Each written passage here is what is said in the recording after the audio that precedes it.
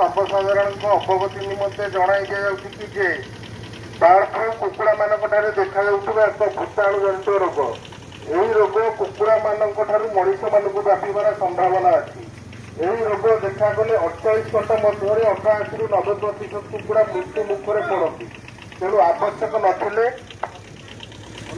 अलग बाहर व्यक्ति किंबा कौन बाहर जानवाहन को निज फार्म मध्य को अनुमति प्रवेश अनुमति दिंतु नहीं। कुकुड़ा संस्पर्श आसिले निज हाथ को साबुन ने भल भाव धुंतु। कुकुड़ा मांस अंडा को भल भाव सीझाई खातु। मला कुकुड़ा को एणे तेणे न फोपाड़ी निज फार्म परिसर मध्य गात खोली पोति दिंतु।